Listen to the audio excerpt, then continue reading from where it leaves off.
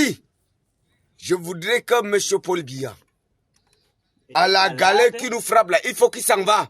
Oui. Avec la pauvreté extrême ici, il part. Il s'est déjà enrichi avec sa famille, il part. Et il est déjà vieux. Nous les autres, nous sommes en train de... Nous, dans l'eau, dans la semaine, il n'y a rien. Nous sommes au nord, il part. Ils disent que, pour qu'ils ont distribué l'alliance ici, c'est là. Pour qui? Zéro. Et qui va le voter ici? Nous, on ne veut pas le voter. Il part. On ne vote pas les C'est pas. Ils sont là. Nous, on va voter le MRC. Nous, on ne voudrait pas de celui-ci. Je ne vote pas Paul Biya. Il faut un jeune. Il est jeune, là, il prend la route, il part, tu vas mettre en brousse. Il doit partir. Il doit rentrer chez lui. C'est même quoi? Il doit partir aussi. C'est une réalité. Hein? Mauvaise. Vous parlez de la démocratie. Où est maintenant la démocratie? 42 ans au pouvoir. Ouais. Et il part. Qui s'en va au Il village? meurt même. Il part même chez lui. Il faut qu'il... Non, Midis, non. Koskuriba. Il meurt. Il meurt même. Il est même. Mida. Magayen Lodi. Pleinement comme sous. Donnez-moi la mangue que mes parents ont plantée. Je dois manger maintenant. Donne-moi. Je mange. Moi, je crois. Qui ça à papa le général Valsero? Valsero. Papa Valsero. Mon grand frère. Nous on comptait sur toi. Nous sommes derrière vous. Moi, nous sommes à l'extrême nord. On a faim. Les maisons sont déjà écroulées. Papa Valsero. Papa Paul Biya, et vous êtes là. Vous allez nous aider. Bonjour les enfants. C'est papa. Mon mur est un asile psychiatrique à ciel ouvert et ma salle d'attente est toujours bondée. Bienvenue à la clinique les enfants. Chaque battement de vos cœurs me touche profondément les enfants. Vous n'avez aucune idée à quel point chaque souffrance que vous ressentez dans votre cœur et dans votre corps peut toucher mon âme et mon esprit à des milliers de kilomètres. Il y a parfois des gens qui se demandent pourquoi va le faire, on fait ça. D'autres personnes disent, on va travailler, on va faire ceci. Vous ne savez pas que je vis une vie qui est comme celle de quelqu'un qui est possédé.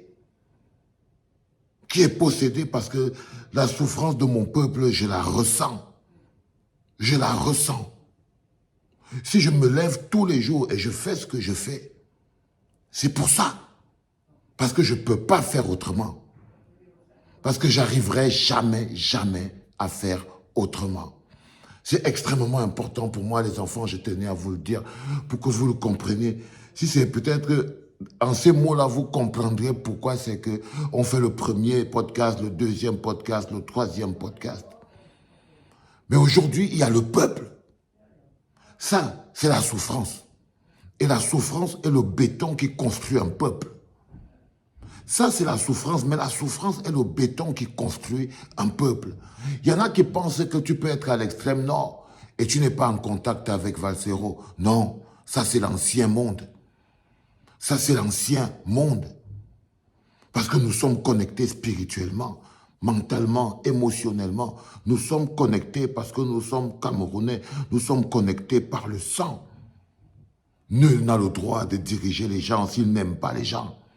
Si le bonheur des gens n'est pas le salaire qui lui donne le sourire dans le visage. Non, c'est pas possible.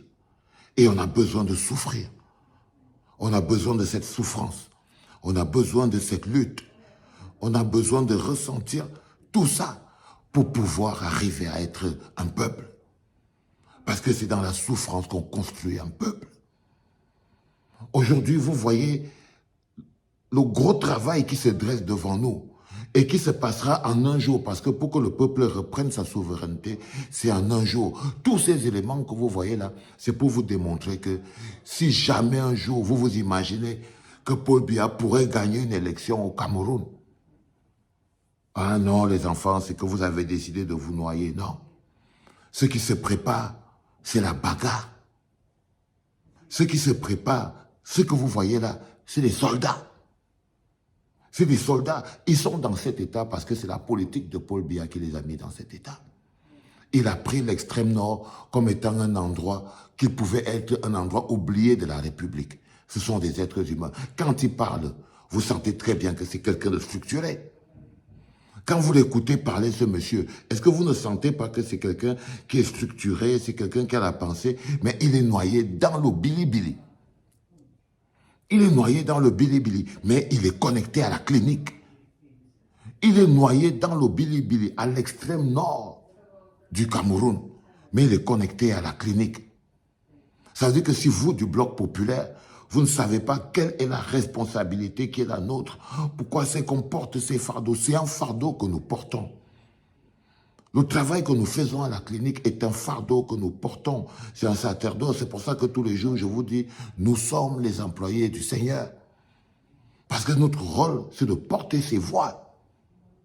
Quand vous l'écoutez parler, est-ce que vous avez l'impression à un moment ou à un autre que ce monsieur, c'est un soulard qui ne pense pas, qui n'a pas fréquenté, qui a... Non, vous voyez une victime.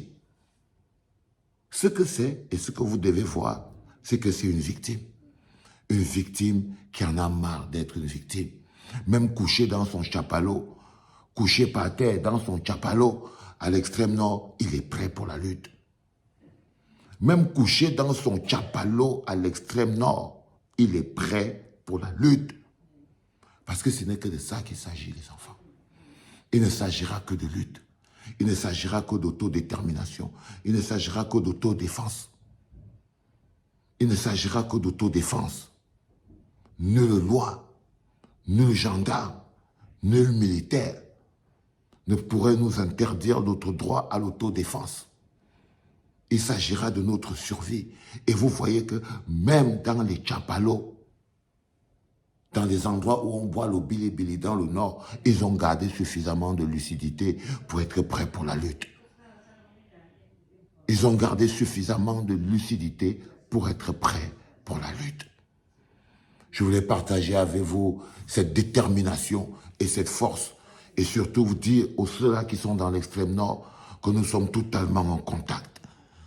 Que nous sommes totalement en contact. C'était papa.